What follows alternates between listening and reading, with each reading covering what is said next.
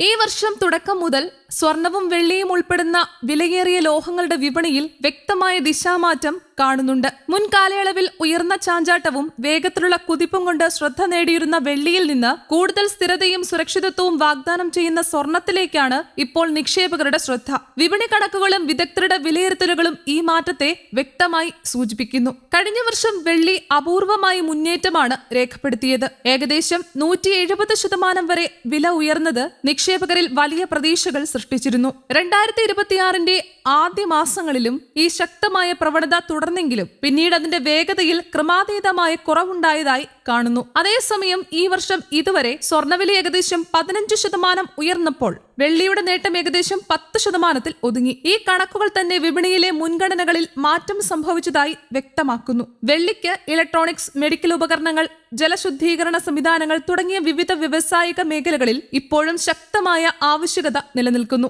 ഈ വ്യാവസായിക ഉപയോഗങ്ങൾ വെള്ളിയെ ദീർഘകാലത്തിൽ പ്രാധാന്യമുള്ള ലോഹമാക്കി നിലനിർത്തുന്നു എന്നതിൽ സംശയമില്ല. എന്നാൽ സ്വർണത്തിന് അത്തരം വ്യാപകമായ പ്രായോഗിക ഉപയോഗങ്ങൾ കുറവാണെങ്കിലും ആഗോള സാമ്പത്തിക അനിശ്ചിതത്വങ്ങൾ ഉയർന്നുവരുന്ന സമയങ്ങളിൽ സുരക്ഷിത നിക്ഷേപമായി സ്വർണത്തെ നിക്ഷേപകർ തുടർച്ചയായി തെരഞ്ഞെടുത്തുകൊണ്ടിരിക്കുകയാണ്. ഒരു കാലത്ത് ചിലർ അവഗണിച്ച സ്വർണത്തിനിപ്പോൾ വീണ്ടും ശക്തമായ ആവശ്യകത രൂപപ്പെടുന്നത് ഇതിന്റെ തെളിവാണ്. വെള്ളിയുടെ വിലയിൽ ദിവസേന ഉണ്ടാകുന്ന വലിയ മാറ്റങ്ങൾ പല നിക്ഷേപകരെയും ആശങ്കപ്പെടുത്തുന്ന ഘടകമായി മാറിയിട്ടുണ്ട്.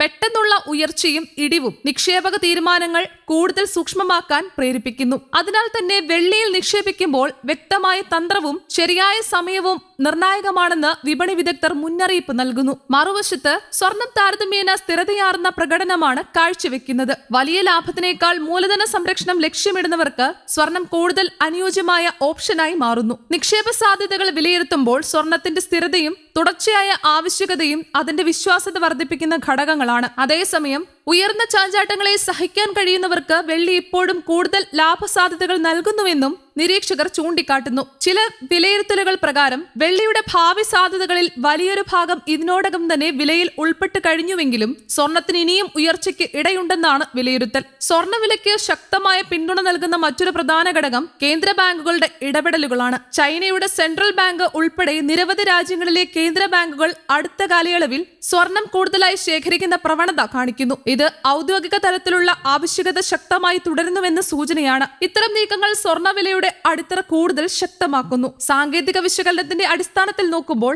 വെള്ളി നിലവിൽ ചില പ്രധാന പിന്തുണ നിലവാരങ്ങൾക്ക് താഴെയാണ് വ്യാപാരം നടത്തുന്നത്. ഇത് കുറച്ചു കാലത്തേക്ക് സമ്മർദ്ദം സൂചിപ്പിക്കുന്നുണ്ടെങ്കിലും ദീർഘകാലത്തിൽ വെള്ളിക്ക് ഇപ്പോഴും അനുകൂല സാധ്യതകൾ നിലനിൽക്കുന്നുവെന്നാണ് വിലയിരുത്തൽ. അതേസമയം ചെറിയ തിരുത്തലുകൾക്ക് ശേഷം സ്വർണം സ്ഥിരത പുലർത്തുന്ന നിലയിലാണ്. ഇത് അടുത്ത ഘട്ടത്തിൽ പുതിയ മുന്നേറ്റത്തിനുള്ള സാധ്യതകൾ സൂചിപ്പിക്കുന്നതായാണ് വിപണി നിരീക്ഷകരുടെ വിലയിരുത്തൽ. ദീർഘകാല വിശ്വാസ്യതയും സുരക്ഷിതത്വവും സ്വർണത്തെ ഇന്നും നിക്ഷേപകരുടെ പ്രിയപ്പെട്ട ആസ്തിയായി നിലനിർത്തുന്നു. News desk, Kerala Kaumudi.